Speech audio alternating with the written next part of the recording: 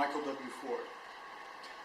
My last video I discussed going past and breaking spiritual laws and how that's done in a real world way. What does that mean? One of the key elements of Luciferianism is really breaking, at first, mysticism, crashing through it, tearing it apart, simply because we have to use our reason, intellect,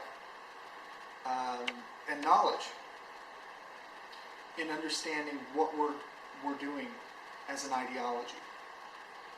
Some of those things are to establish what I would call moral and character standards. That can be something like loyalty, not turning against a friend if they've been loyal to you, certain things you wouldn't do because you don't really have an interest in doing those things. Whatever it would be, having your standards is a very important development piece in who you are. It has nothing to do with good and evil, right and wrong. If you don't have a conscience, still having one thing standards with my grimoires as we go forward with, for instance, Dragon of the Two Flames and the Necrominon, the Sethanic Cult of Masks, is presenting in the way of spiritual self-liberation, of true Left Hand Path practice, is inherently outside of the concept of Judeo-Christian cosmology and theology. In the origins of the so-called demons and false idols in the Old Testament to the demons of the New Testament, one thing that's certain is all of these existed prior to Yahweh and the cult that formed from it. In Dragon of the Two Flames, I present to you what was a experimental balance between history, myth, religious practice, and modern interpretation. Putting it through a Luciferian lens is not so difficult as one may think, because I'm not perverting certain topics. I'm utilizing them exactly as the way they were from a modern, self-empowered context.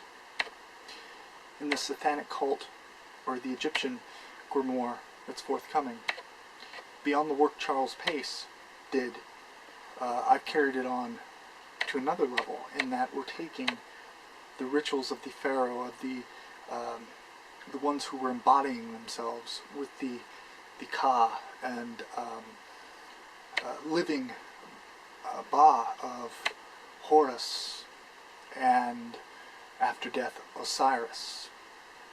I'm taking those and working with them in that you are becoming the living source for those things, that Netaru, or Neter, God. That power in nature and within yourself, the relation within yourself, shall uplift you, shall cause you to ascend in your spiritual practice. To ascend is to gain power and knowledge and wisdom, but also to gain the fruits from presenting that in the living real world, because it's about those results. Antinomian Left Hand Path practice begins with destroying the concept of good and evil and duality. How does one do this? You have to take the concepts of duality and look at them as nature would interpret them. Nature is not destructive for the joy of it. It destroys and is predatory to survive, and it creates. Darkness provides us strength, rest, insight into our imagination and fantasies, in our dreams, and activating latent powers in the mind. Our conscious mind acts on those to the smallest level, often unconscious during the day, in a mundane exchange that many people don't really find attractive. Left Hand Path practice, Luciferian ideology, has to manifest daily in the living world, mundane, boring, or exciting. Every experience should be learned from, every hardship, every pain that you may suffer. Learn and gain power from it, often silently. One way to destroy duality in the concept of good and evil is, let's take for instance the powerful symbol of the Ankh. Has absolutely nothing to do with Judeo-Christian symbolism. The Ankh was held in the hand, left hand often, by the Nether, or God, no matter who, Seth, Amon-Ra, Horus, Isis, Hathor, Thoth, even to the underworld deities of Syria, known as Resheth and Chemosh. The Ankh is a symbol of life, and Luciferians want to possess and seize life, here and now. So in holding the Ankh in your ritual chamber, you are affirming that you want to continue to consciously exist in time and to do your will on this earth while you breathe. Think of all energy as transformation that way. If we look at the ancient cults of Bronze Age Syria all the way to New Kingdom, still Bronze Age, Egypt, Ramses II, Amenhotep, Sethos, Thutmose I, II, III. You have powerful, living manifestations of their people's conception of the Nether, or God. The gods were with them in their work. Today, we don't have the grimoires as a cultural separation. You can take Dragon of the Two Flames, invoke the gods with a knowledge of what you're doing, and the next day move to another cultural pantheon, such as the Egyptian, or the Hellenic, the Greek, all the way to the, you took to know of the Persian Deva Yansa, or demon worshippers.